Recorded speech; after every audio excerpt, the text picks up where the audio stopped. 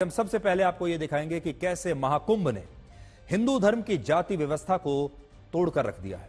जातिगत जनगणना की मांग करने वाले नेताओं को आज इस पर एक जांच बैठानी चाहिए कि कैसे इस देश के दलित, ओबीसी और सवर्ण बिना एक दूसरे की जाति और वर्ण जाने एक साथ संगम में पवित्र स्नान कर रहे हैं, करोड़ों की संख्या में।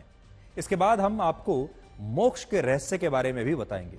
पूरी दुनिया से लाखों लोग इस महाकुंभ में आ रहे हैं, पवित्र स्नान कर रहे हैं, लेकिन सबके मन में इच्छा एक ही है, सबको मोक्ष की प्राप्ति करनी है, सबको मोक्ष चाहिए। तो यह मोक्ष की प्राप्ति आखिर कैसे होती है और मोक्ष का महाकुंभ से क्या संबंध है? अगर आप भी महाकुंभ में जाकर पवित्र स्नान करते हैं तो क्या आपको भी मोक्ष प्राप्ति हो जाएगी? आज आपके इस सवाल का जवाब देंगे।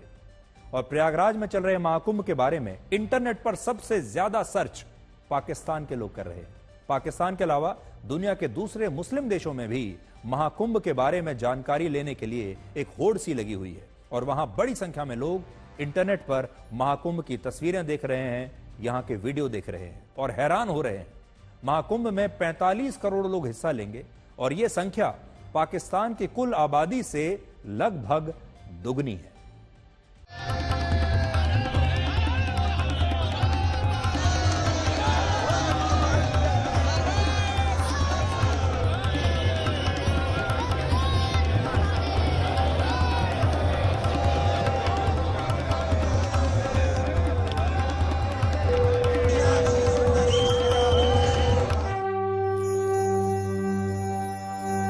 एक 144 साल बाद आए महाकुंभ के दुर्लभ संयोग में लाखों करोड़ों लोग त्रिवेणी संगम में डुबकी लगाकर पुण्य का लाभ कमा रहे हैं।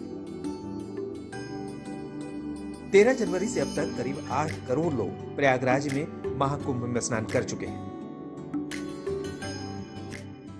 29 जनवरी को मौनी अमावस्या का अमृत स्नान होना है, जिसमें अनुमान है कि 5 करोड़ श्रद्धालु तीर्थराज पहुंच सकते हैं।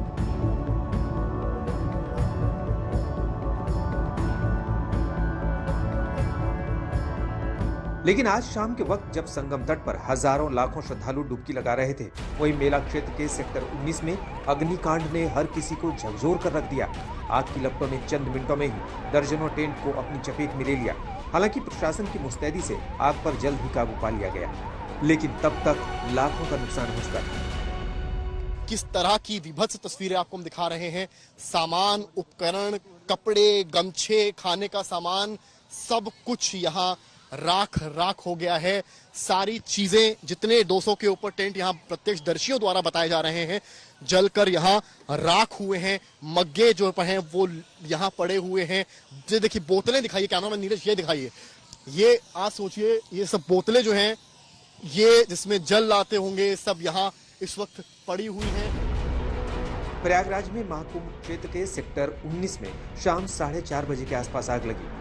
सिलेंडर ब्लास्ट से आग लगने की आशंका है। हालांकि शाम 5 बजे लपटों पर काबू पा लिया गया, लेकिन तब तक सेक्टर 19 का एक हिस्सा खाक हो चुका था।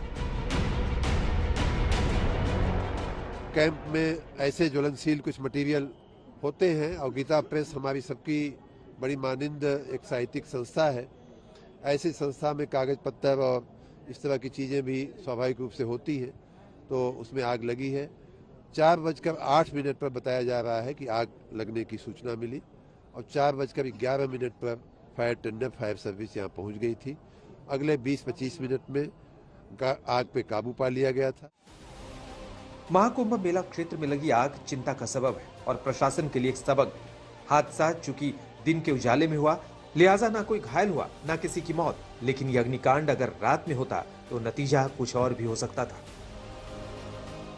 फायर ब्रिगेड ने तत्परता से काम किया है और मेला में तुरंत उसको काबू पा लिया है। कल्पवासी आए हुए थे, जो भी अतिथि बाहर के, गुजरात से, उड़ीसा से, हर जगह के व्यक्ति यहाँ पे आए थे, सभी सेफ हैं यहाँ पे। हालांकि प्रयागराज में पहले से ही मौजूद सीएम योगी ने मौके स्थल पर तुरंत पहुंचकर हादसे का जायजा लिया और जरूरी निर्देश दिए। पीएम मोदी ने भी मुख्यमंत्री को फोन लगाकर पूरे घटना की जानकारी ली, लेकिन विपक्ष भी अपने सवालों का जवाब मांग रहा है। आग लग गई, कई सिलेंडर फट गए हैं। ये कुंभ मेले में जो अवस्था हुई है उसकी पोल खुल गई है और ये आग उस समय वहां लगी जब प्रदेश के मुख्यमंत्री महाकुंभ के मेले में मौजूद हैं। केवल दिखावटी दिखाकर और फूल बरसाकर जो मार्केटिंग हो रही है, मैं समझता हूँ वो सब चीजें ठीक तरीके से व्यवस्थित नहीं है।